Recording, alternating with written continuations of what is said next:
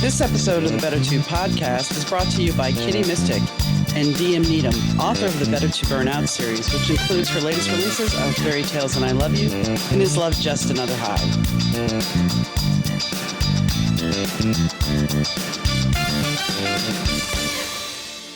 Hi gang, Donna here. Today I had the pleasure of sitting down with Cody Howell. Cody has a new song out called Any Way You Go, and we also talk about his forthcoming release.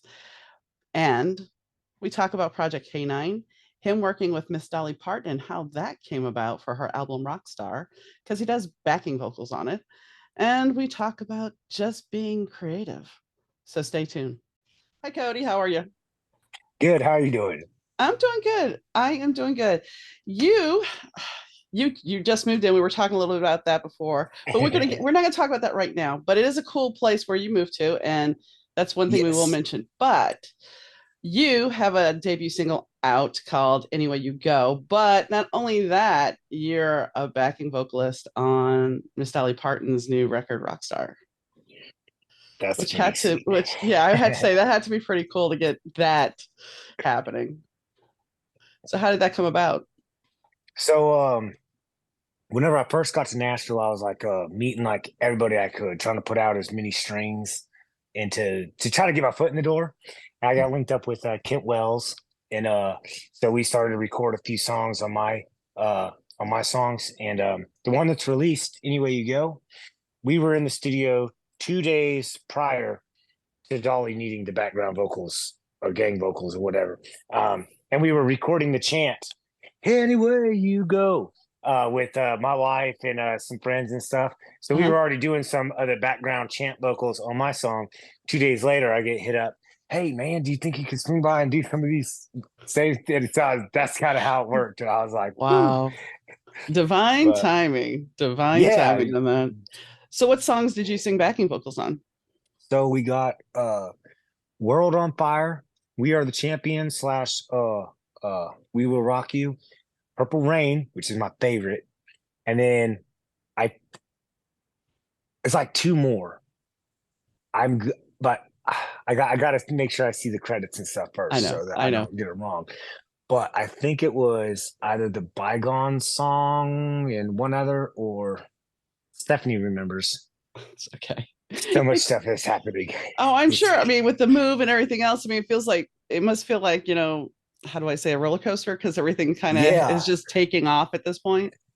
It's just like, whoa, like so much freaking stuff happens in like the matter of 2 or 3 weeks. I'm like, gosh, like I haven't even, other people have said, hey, like, wait, do you like see what you're doing and stuff? I'm like, no, I haven't had time to like look at what I'm accomplishing or doing or any of that stuff. So well, that's usually the way it works though. When you're in the thick of it, you can't see everything that's going on around you. You're just in it. You're in there. Yeah. And I mean, whether it's good or bad, you're in it, you're living it, and everybody else is observing and they're going, wow, look at this. And you're kind of like, what? What are you talking about? What are you talking about? We got stuff to do. Let's go. That's exactly. Yeah. So I know the single is out now. How is that doing? Is it doing well? Are you getting it well? Is it well received? Yeah, we got it. So my publicist was able to get it on the New Music Friday and stuff on Spotify, and then dang it, I should know this off the top of my head. It's a playlist on Apple, I think, that it was good on. And then right now we're transitioning to the new song, but we're still making sure that this still has some good videos and stuff. It's a process, because before it was released, it was like 3 months of like getting everything together. Well, a month and a half, like 6 weeks, maybe 2 months, getting everything together to release that. And then it's like, by the time you release it, you're like, I am finally, yes. There's so much detail and stuff involved. Yeah. And then everybody wants to go, hey, what's next? And you're like, I just did this. I'm working on the next one. You just be patient. Yeah. Yeah. Well, and that's how the music industry has changed a lot, is because, it used to be you put an album out, you release some singles, everything's good, you can coast, you can tour. And now it's like, oh, you got a single out? Okay, that's great. It's great. For about a month and a half, it's great. Oh, wait, where's the next one? Where's the And next one? right now, Christmas songs is going on. So you don't Mhm. want to release a song doing Christmas songs because unless you're releasing a Christmas song, True. so we have to wait for all that stuff to get done, and then it'd be like late January, early February will be the next one. But it's cool. I'm excited about this one. This might be the best song I've ever written. This next Awesome. one. Awesome. And I will say, no offense, most artists always think it's that next pinnacle. The next one's even better than this one. And that's the way it grows though. That's how you expand your horizons as an artist. That's true. That's Because I true. mean, It's like go ahead. someone asked me, "What's the best song you wrote?" I'm like, "The last one that I wrote." Like that's where my mind's at. I'm like, "This is cooler than the other one," and then it's just you did rock through life like that, I guess. Well, and here's a question that somebody asked me recently, because they were talking about a musician that they had talked to or saw an interview with, and they were asking because he's in the game like 30 years, and they're like, so what is, do you ever regret writing a song because you're still playing it now 30 years later because it's like your biggest hit? So do you really regret that song, or does it? Do you ever even think about those things when you're writing a song? Is like, man, in 30 years, I'm gonna have to still play this. Well, I guess I haven't thought of that, but I've felt it like already, even with like, even doing any way you go, like, because it's already writing it. Hmm. Your brain already goes way deep into writing it. So you already thousands of times over and over. Then you start to play it and practice it, and then you're playing it at least 1,000 times before you even show it to someone. Now you're playing it thousands of times at a show, and then now all of a sudden you're recording it, you're hearing it again. Then you get a little life back in you when you hear it being recorded, because it's like, whoa, that sounds kind of cool. I like the way that guitar sounds, you know, and so you kind of get, but then all of a sudden now you're listening to it another dang freaking 500 times during the recording process to make sure all the little pieces are right and good, and uh then after that we're freaking going listening to the dang song again 1,000 more times in the release process, and it's like I'm like, I don't want to hear this song again. Like, you know what, screw this song, we're removing it, we're not doing this. No, Yeah, but then that it's moment, that sweet moment of hearing it play on a radio or somebody talking that about it changes everything, that's and it makes cool. it all worthwhile. It does, because it was really cool whenever I'm able to say like, "Hey, well, I don't want to say her name or she'll turn on right now." If I say Alexa, yeah, say, Yeah, "Hey yeah, Alexa, play Cody Howell." Okay, good. She didn't turn on, but anyhow, it's I kind know. of cool being able to say that and then it playing, and then yeah, you going on the radio and then in the different spots, and it's like that's like it's like, all right, okay, I think I did something right. Okay, Yeah. cool. Let's keep rocking. Yeah. Now let's get serious though for a second. So you Hmm. actually, before you got into music, you were in the Navy, correct? Yes, ma'am. And what made you decide to go into the Navy? So I kind of my mom was like pretty patriotic and stuff, and I homeschooled and stuff. So like I was homeschooled growing up and everything, Constitution hung on the wall and everything like that. So I started getting into music when I was like 16, and then went to community college for a couple years for audio engineering.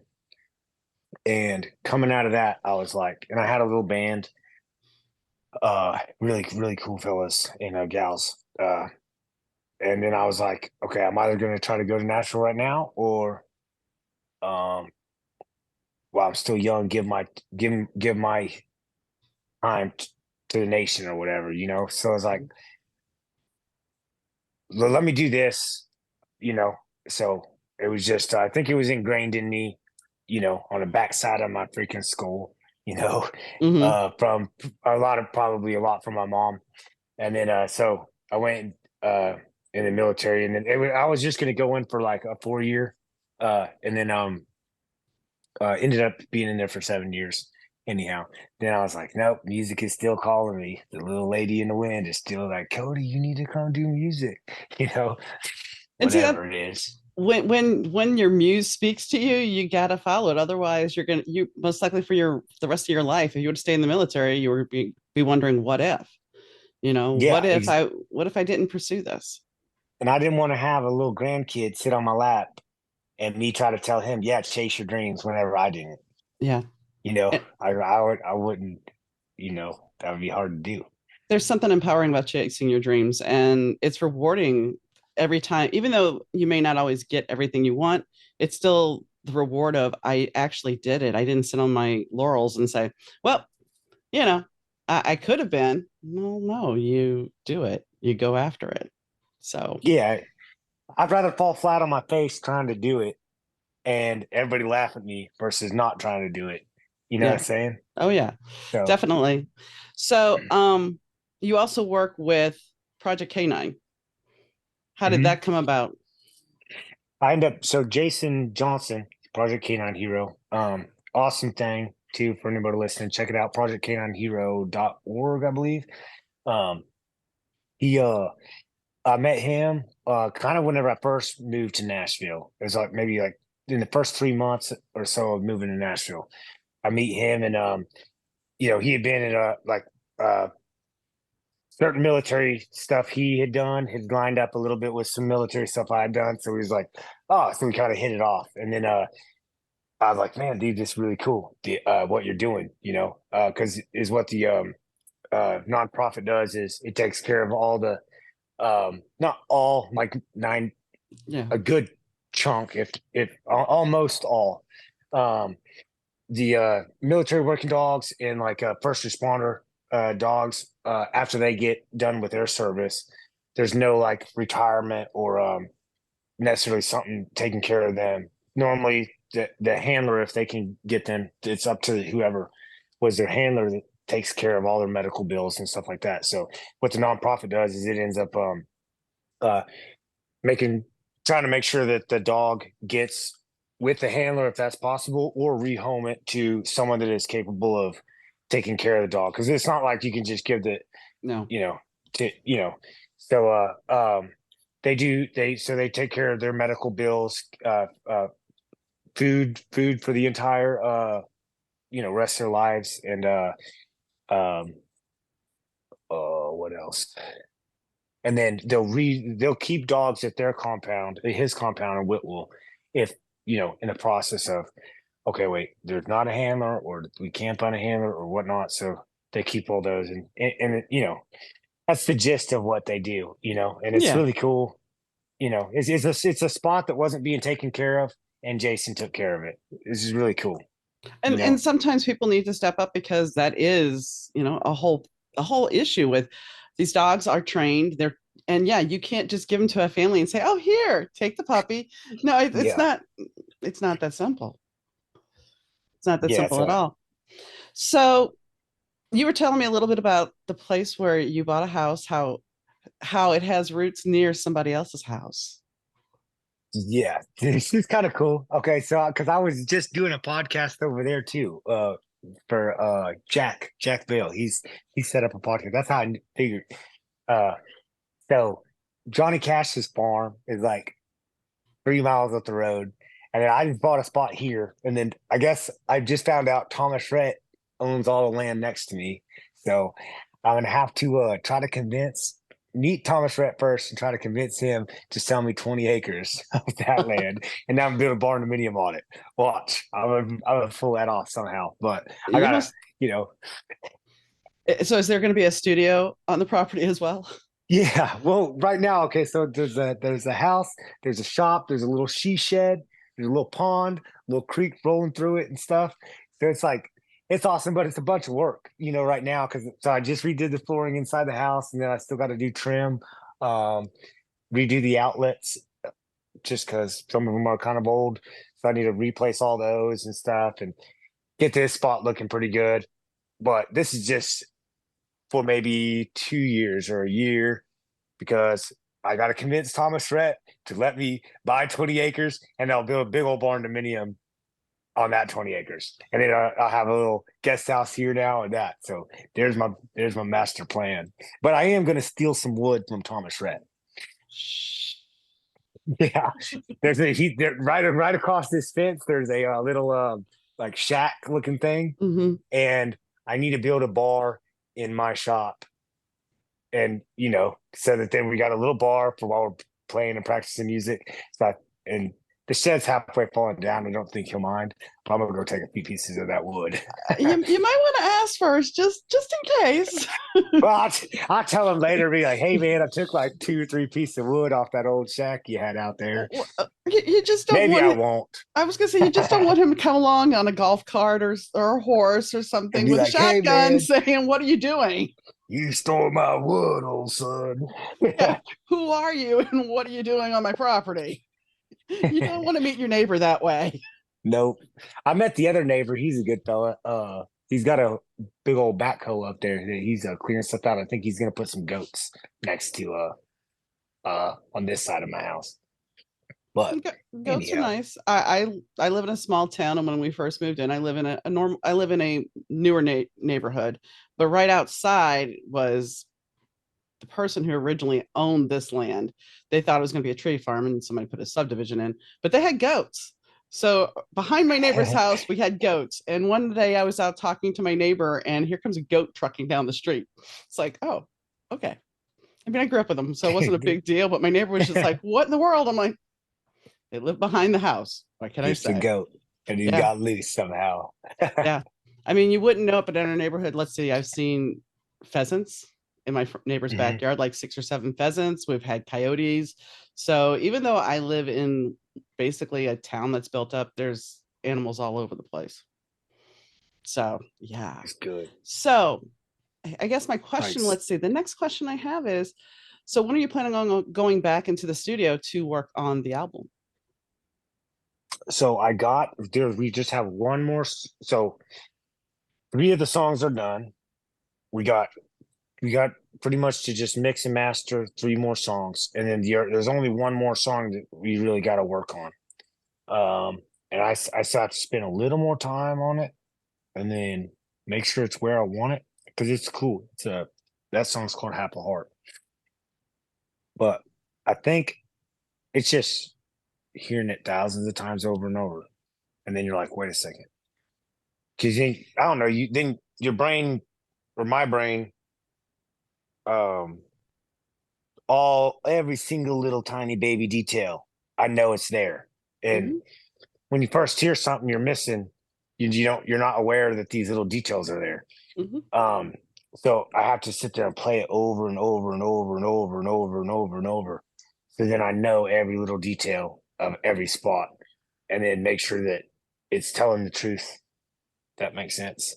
It Make does. sure there's and so I got that's the only one I'm left working on right now. The other ones we have pretty much ready. Three of them are mastered. And this next song, Midwestern Pearl, is the title of it. Uh, it is we got it mixed in Atmos, or so it's like a spatial audio too. So you'll have the Mhm. stereo sound, but you'll also have the spatial. So like I don't know if you've known what that is or anything, but it's like while you're listening to it, you can turn your head and like the singer stays there, and like you turn your head and the guitar's over there. You can hear, it all stays there while you just got your headphones on. It's crazy. New technology is just like out of this world now. But It's anyhow, a but well, it's awesome though. I mean, because that gives the listener a whole different perspective, especially if you are a musician or a singer and you're trying to focus in on that person playing or singing, you can do so even better. yeah, because you close your eyes and you kind of feel more like you're there. Because yeah, I mean, because it's there, and like if I'm sitting here turning my head now, I hear it more out of this ear. If I turn Mhm. this way now, and it stays there somehow. I don't know how it all works, but anyhow, we got that whole process and it mixed that way, so that's pretty cool. But Midwestern Pearl, that song is giving like a shout out back, like uh like Southern Belle, Mhm. like they call it, but what do the girls in the Midwest have a term? No. So we got to make them up a term now. They need some swag to rock with too. They need some they need to be able to be proud of, you I know. I'm originally from New Orleans, so technically I was a Southern Belle, but I've lived up here in the Midwest way longer than that. Oh So yeah, so yeah, we don't have a term. It's just Midwest, and that's it. Although if Yeah. you talk to somebody from the South, Illinois is considered the North. Well, even dude. Well, so wait, where are you at in where are you at in the Midwest? I'm In in Illinois. Illinois. Okay, so Kansas being in because a lot of the Midwest is like, is Kansas really the Midwest? I'm like, dude, freaking the South is like, nah, you're too north to be this. Yeah, That's like you can't just. So I still say, oh, Kansas is the Midwest, and or the Heartland, whatever. But I mean, I'm on the edge of the Midwest, so I still feel it. But either way, I'm going to try to do my best to represent. For fair the enough. Fair enough. So how many songs are going to be on the new record then? seven, 7. Okay. 7 songs. Yeah. So are you going to be doing videos for all of them, or are you just going to release it all at once? Or are you going to, I mean, I guess the bigger thing is now, because like Spotify, you're releasing singles every month. Are you just going to release all the singles and then release the album together finally? Or are you going to release a couple of singles and then release the rest of it? I think it's going to be release Midwestern Pearl, then figure out one more single to release, and then put the album out.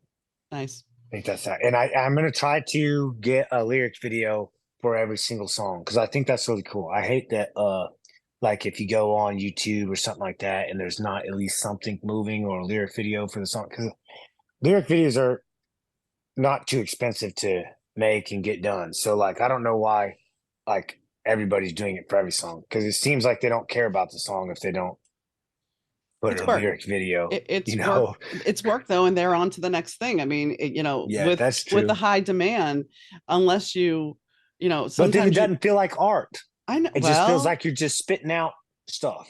And I'm but like, it's like, wait, are you just doing business now, or are you actually like creating something into the world? that's a tough question, because The deep question. there are some artists that are strictly a commodity. I mean, how many boy bands, we'll just use boy bands for an example, back in the day, that were Yes. put together to make money. I mean, Yeah. it started a long time ago with people just putting other people together to make money. And so there's still people that are in the entertainment industry for that reason. But yeah, then it gets overwashed because the little business gremlins, they get their hands down there and everything with their boy bands and stuff. And then it's just like the songs are like watered down, Well, and you here's know? something people have talked about recently, is because everybody is lip syncing on TikTok, or these new groups are lip syncing. Yet, and Milli Vanilli got a Grammy, and then they got exposed for lip syncing, and their Yeah, careers were then it was like, done. now it's normal. Yeah. So, I mean, Yeah. it's interesting how music has evolved in that kind of way, because it's like before, oh my gosh, if you couldn't play and you couldn't sing, that was really bad. I mean, even CNC Music Factory had the issue with the singer that was in the video was not the singer who was singing. So there's always these little stories from back in the late 80s, early 90s. And now that's all commonplace. It's all Yeah. commonplace. It doesn't matter. If you want set dressing, take set dressing. It doesn't matter. Somebody else can lip sync it. It's all good. That is, what is the, I think Saturday Night Live did a skit on that too or something where they had someone singing it and then, I don't know. I don't remember it, but But I mean, I yeah, halfway remember. that's the thing. It's like the music industry has changed so much. So I know you're sitting here thinking, oh, I'm going to be redecorating my house. I'm going to be building this. I'm going to be doing that. But there's one thing we really haven't discussed, and I know that you're not going to be one of those artists that just puts music out and does and sits around and goes, well, yeah, this is what I'm going to do. You're going to actually go on tour, I'm sure, at some point. Mhm. So how is that going to affect your life if you're trying to rebuild your house and redo your house and everything? I'll have this house stuff done in a couple months. I work fast and I work hard and work fast. I get this Okay. stuff done pretty quick. So yeah, people say stuff like that, but I just say watch, Okay. watch. No, I mean, I'm Easy just day. asking Yeah, because I know, like we were talking about before, when you're going through everything, how because do I you find got enough hours in the day? little sleep, I guess. I don't know, but this is what I did because I still got one more semester of college before I graduate music business from Belmont. So as this stuff is lining up and setting up, right as I'm graduating college, I want to start getting on tour stuff and running. So like around what, May? I think May is the end. So around May, that's what I'm building for. So are you This stuff. Go so ahead. Sorry. you're already going to start booking your dates, even though they may not be announced, because you have to put all that stuff in advance, way in advance, to get that on the books. Correct. Yeah, and then yes, and then also working to make sure you got it. You don't want to talk about it before you got it and before it's confirmed and before stuff's set in, because you talk about it before you got it, then somehow you jinx it, and then it, so there's that. Yeah. And then Yeah. and then all the other things that can also change in a lot of stuff can change in a month, a lot of stuff can change in, 2-3 months, so Yeah. it's like trying to work it all efficiently through, and then and also see how well the traction of the other 2 single releases go, because they may end up popping, or getting stuff rolling in a better way, that you don't want to plan too early, you don't want to plan too late. No. So you just gotta stay on it, man. You like, while the momentum's going, there's not sleep time. No. Well, and I have to applaud you for taking and getting a degree in business for the music business, because the whole thing about it is there's so many artists that don't know that end and then get taken advantage of. So Yeah. it's smart. I mean, when I interviewed Ricky Duran from The Voice, he talked about how Blake told him, you don't want to win. You don't want to win, because then you're locked into a contract and they're going to keep you from doing what you really want to do. Ooh, yeah. And the thing is, nobody looks at those things. And when you're getting into a contract in the music business, if you don't know what you're doing, you're going to lose your creative control. And you don't want to do what that. Each clause is. It goes back to what we were talking about a few minutes ago about becoming a commodity. Instead of being the artist, you become a commodity. And somebody tells you, okay, you're going to dress like this, you're going to sing about this, you're going to talk about this. And you don't want to do that. Yeah. And now you're here singing a song that's like, well, we hop in our trucks and drive down the road. Got my girl in a shotgun seat. It's like, yeah, okay. I mean, you have to do something that resonates with you. And if you don't have control over your career, you can't do that. Yeah, no. And I feel like if I'm doing what I'm supposed to do in my life, the muse, or however, I don't know what you call it. I just call her the lady in the wind. I'm like, which pretty much just means an idea. Whenever the ideas pop in, because it just seems like sometimes they just flow in at random times. So I'm like, oh, the lady in the wind's talking to me now. But Yeah. it's I feel like a lot of my ideas, the ones that I grab onto, I'm like, nope, I need to do that. It's not a want to do it. It's not maybe should do it, or it's like the ones that are really good, it's like something in me says, no, you need to do this. So then I'm like, okay, let me chase this one down. Let me get this one. And then, because a lot of times, because it's like, okay, wait, this needs to be out there or something. Because, and some of the other songs, like, some people are going through different stuff. Some people need some, and it's just this, it's the same thing that music did for me growing up. And then I'm like, let me fill the other spots that aren't hit.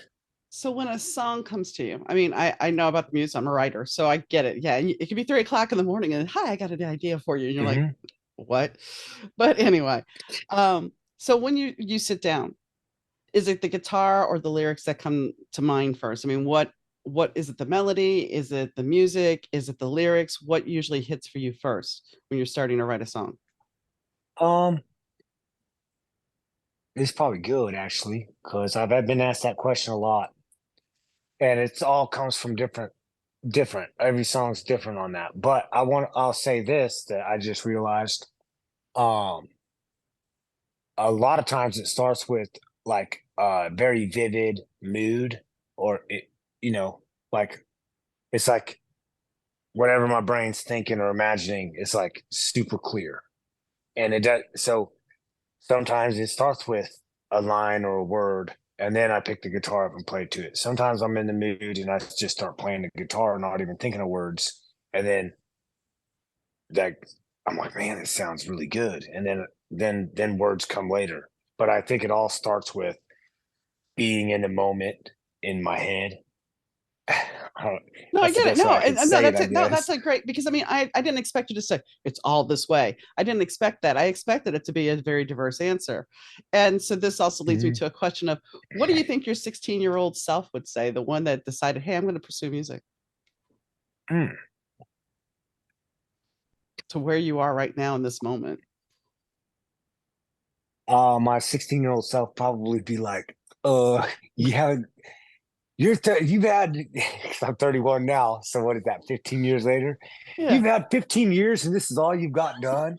That's probably what my 16-year-old self would be saying, but I'm not sure though. I don't know. I mean, Dang. I'm thinking the 16-year-old thinking that you are living by Johnny Cash's place would think that was pretty cool.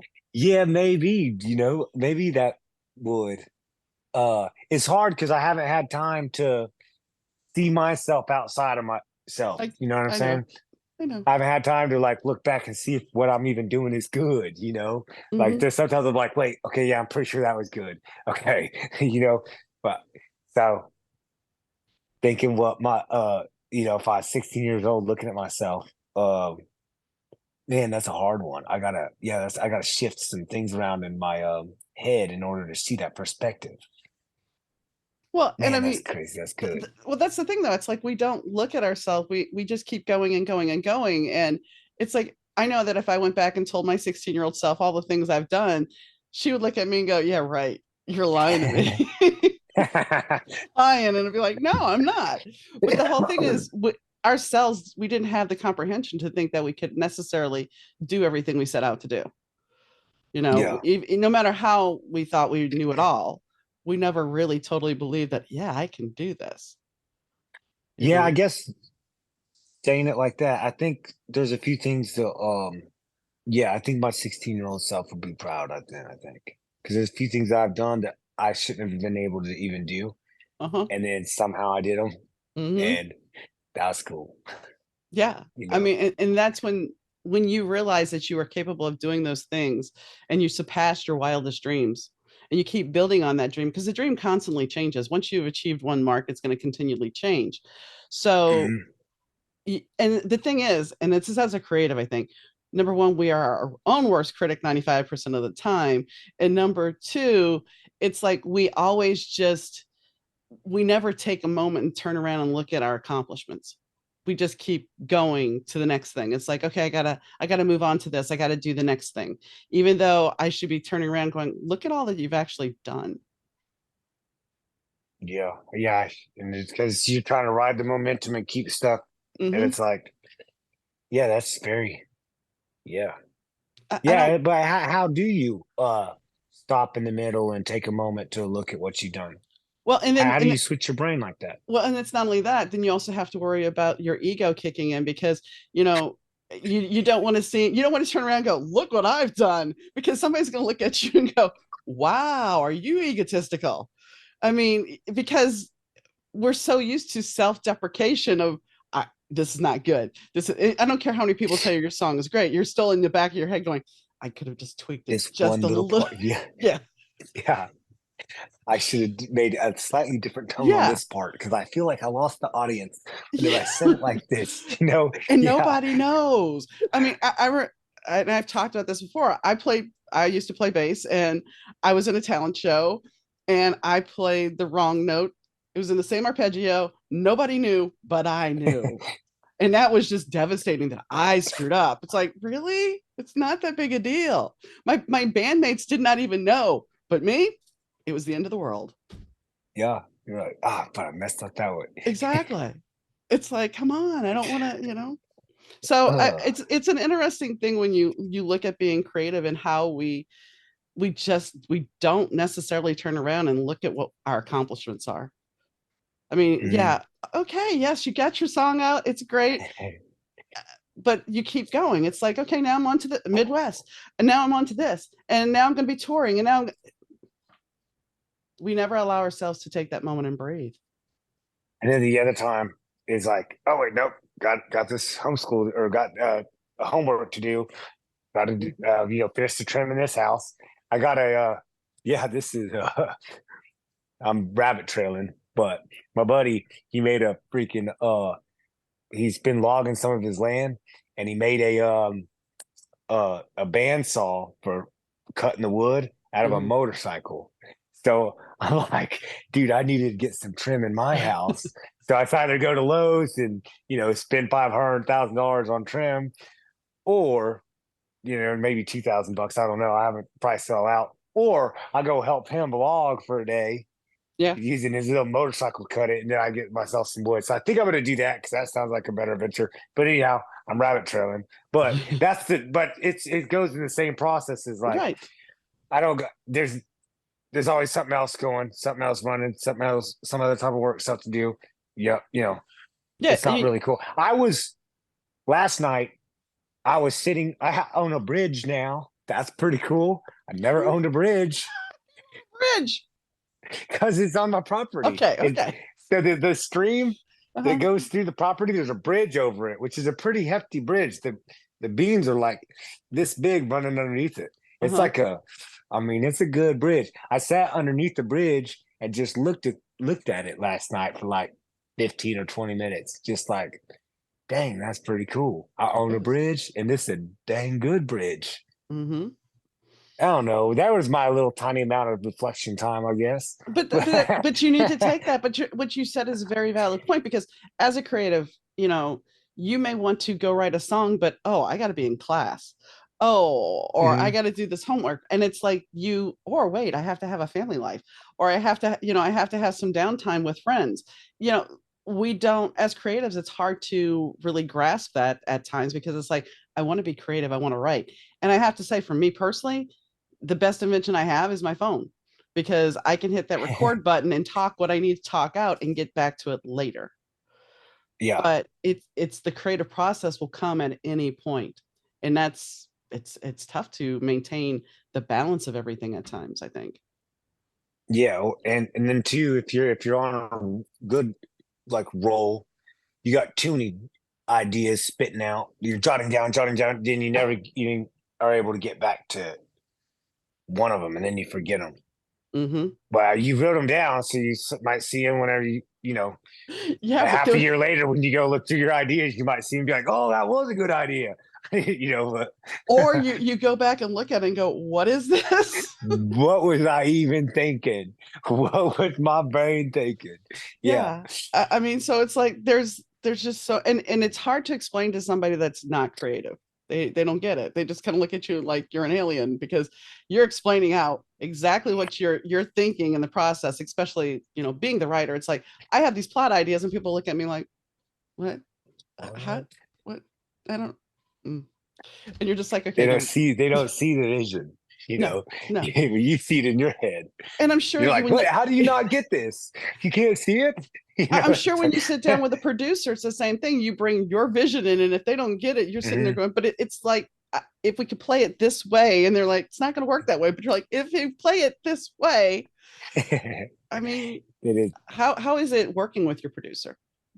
awesome. And like so normally whenever I have brought a song or something in before, it's like I'll get a few different um I'll have just like a rough recording of me playing it with the guitar, and then boom, there's a song. And then I'll bring in like little aspects of ideas. So like oh wait, and then like the sound of this steel guitar on this other song, can we get like so and not the same tune or anything, but like you know The sound equivalent. this the sound, yeah, where it's like distant, and the sounds like it's like flowing through the hills or something, different stuff like that, like and so I'll bring some type of kind of ideas or vibes in like that, and say, okay, listen to this, and then here for maybe the guitar on this, and then he tosses his ideas and whatnot, and then it's like it's so cool working with Kent, man, because he's like then we set a date because that would be pre-production. Then we set a date for getting it, and everybody comes in, and dude can't just like mastermind composes the whole thing, and it's like uh it's really cool to see. Like if you're ever in Nashville, hit me up. I don't know if I'll be recording a song at the time, but I might be like, hey, all right, swing in here and just. But So it's one of the coolest things. I can It imagine. makes you, and you get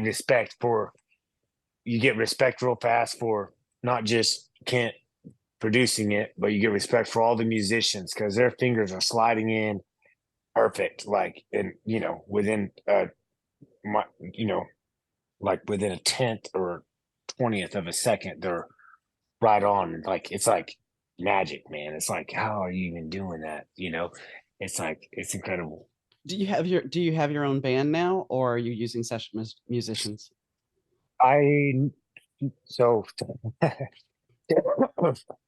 I have a band in kind of the Dixon Lyles area, and then I have a band that we're about to start getting together up in the Nashville area, and then I play on TV on today in Nashville on the 27th.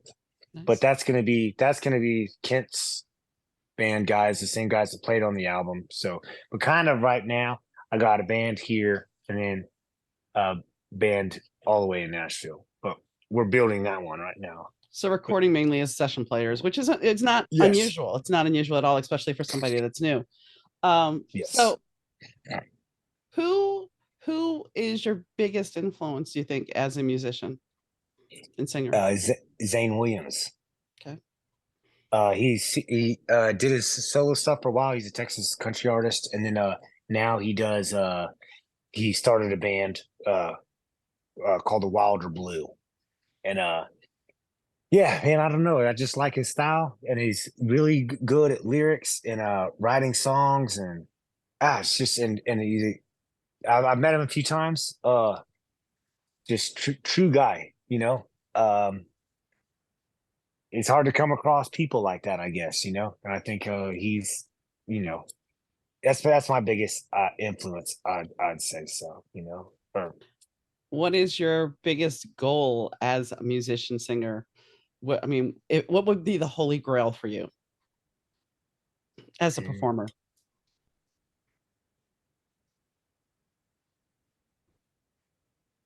I don't know. There's different ways I could think about that.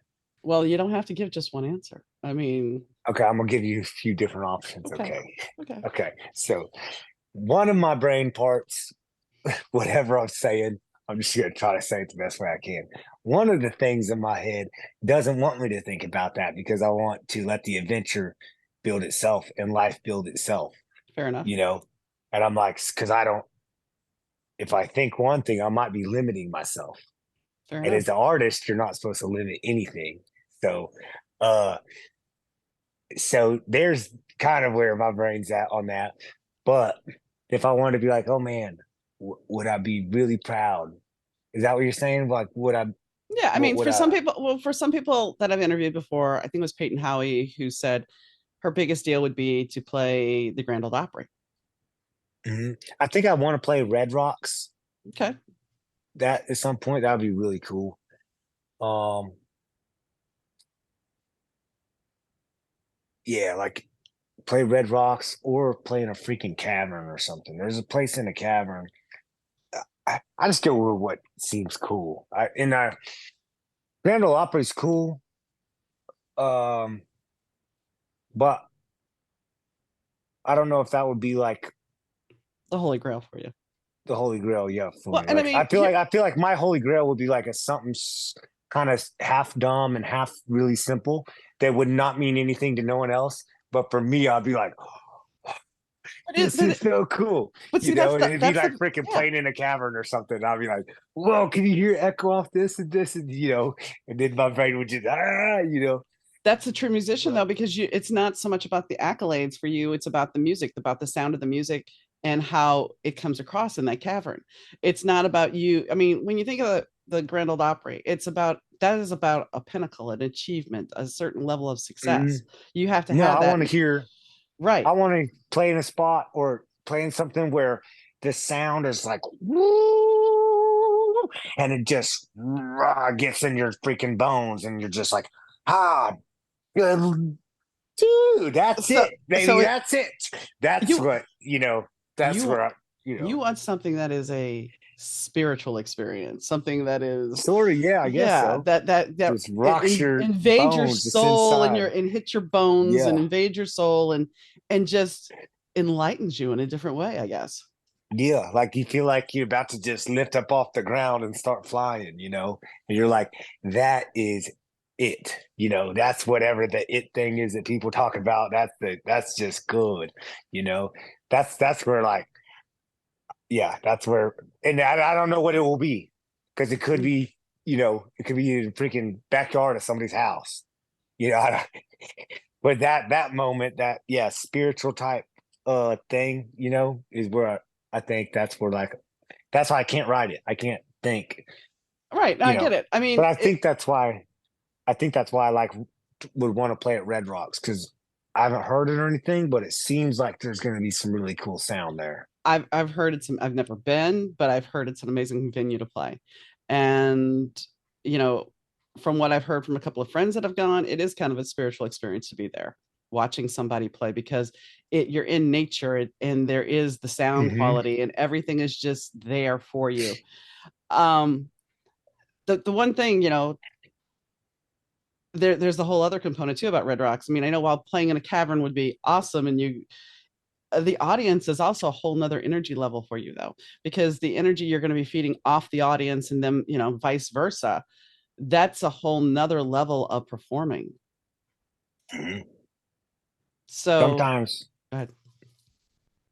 oh yes, because sometimes the audience feeds you energy, Mm-hmm. and then sometimes when you're getting into it, it's like the audience doesn't even exist at that point. Yeah.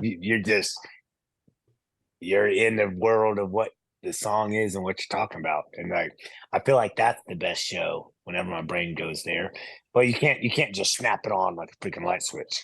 Like, No, you play monkey, play monkey. No, you can't. no. It's like, give me a second, let me work my brain into this.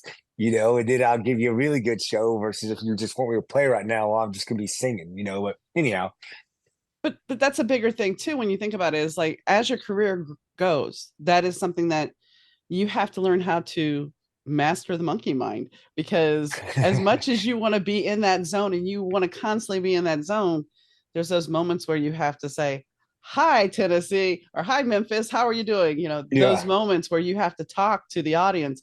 So it's like you have to be able to get out of that, pull yourself back for just that few minutes before you go back into that zone.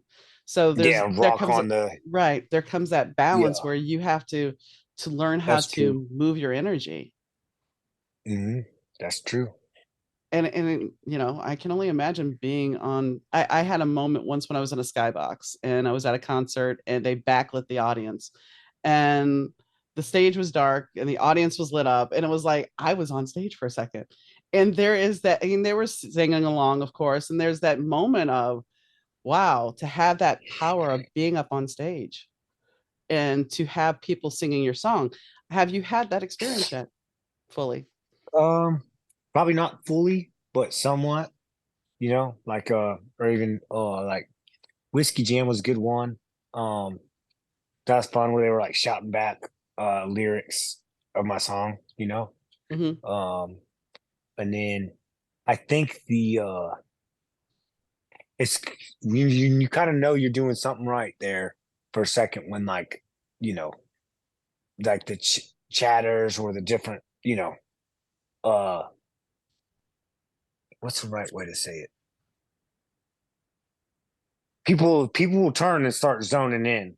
Hmm. Oh, this is a moment, I'm watching this, and you can kind of see that while you're playing and getting into it, like if people are locked in 100% on you, or if Well, and but that's gonna affect your playing and your whole vibe. I mean, unless you're zoning out, it's gonna affect you. If you're somewhere and people are suddenly doing this and you're playing, yeah, it's gonna then be you're like, like, wait, I might as well just try to get this show done and go yeah, home, and yeah. I will, yeah, I yeah, mean, because yeah. that's got to be disheartening when that happens. Or do you just keep Mm, playing and just ignore it and just say, okay, it's a rehearsal? I'd play better. Okay.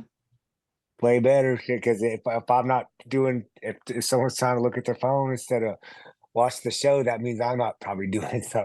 I want to be good enough that makes you go.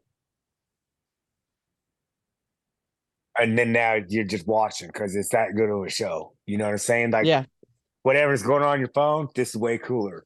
That's how good I I get want it. to try to. I want to make a moment. And that's the difference between, I guess, artist and performer. So you got your different artistry where you're making up a song or a vision or imaginative, like boom, and then you Right. can other people can see. So that's the artistry. Whenever now you're doing the performing, you have in this same thing you're saying, you can't just go into mood. You still have to engage with the audience and stuff like that. So for I want my artistry. Hopefully I'm using these words like I Yeah, don't even know if artistry is the right word. I'm just it's making fine. up stuff now. That's But fine. uh the song, the way I sing it and all that stuff, hopefully that's good to stand on its own. Now I have to do the performance part to make sure that all of those come together. And if I do all that right, ain't no one looking at their phone. They're like, whoa, this is cooler than something I'm going to see on my phone.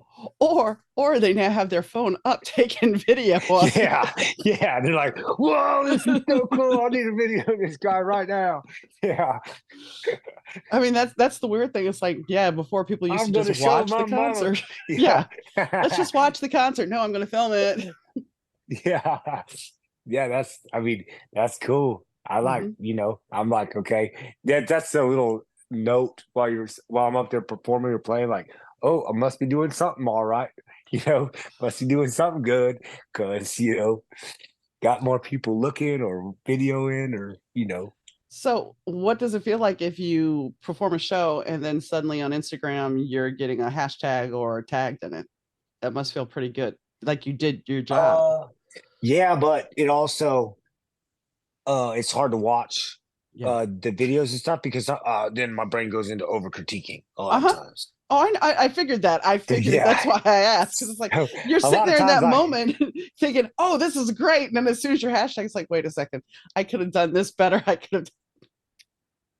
yeah, I'm like, so it's cool when people tag me and stuff, and then I get to see a video back, but I'll just kind of watch like maybe 15 seconds of the video or 5 seconds of the video, and then be like, okay, that was good enough. I'm on to the next thing now.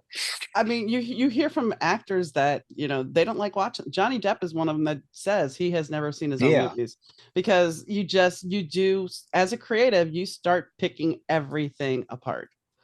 And I don't yeah. know what that is, why we do it. It's just we start over analyzing. It's like, okay, you just need to enjoy that moment. So it's been a pleasure talking to you. Is there anything that we did not discuss that you would like to mention?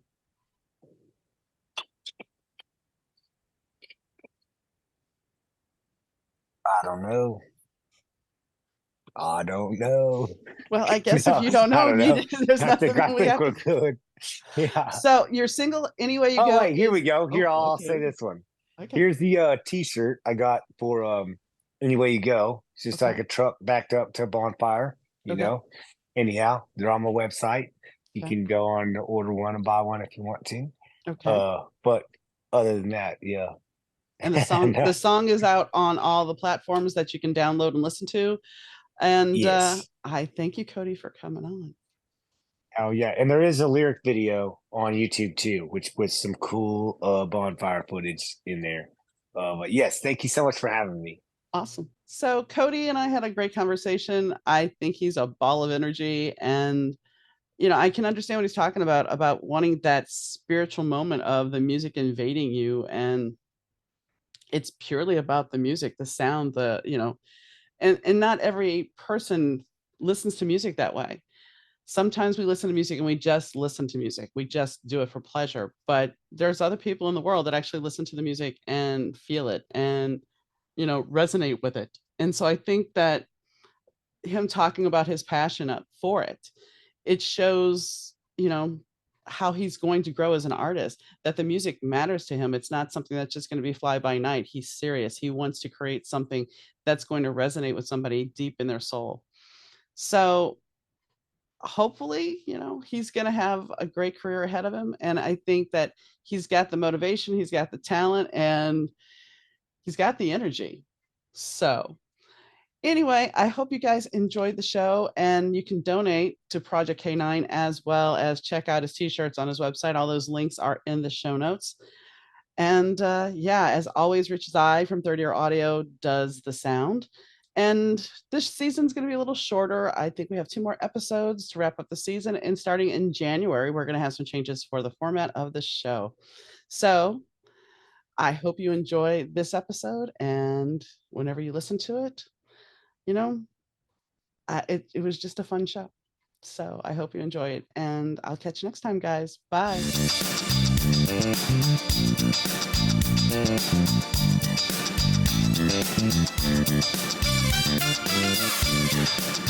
The Better 2 podcast is mixed, edited, and produced by Rich Zai of Third Year Audio Productions.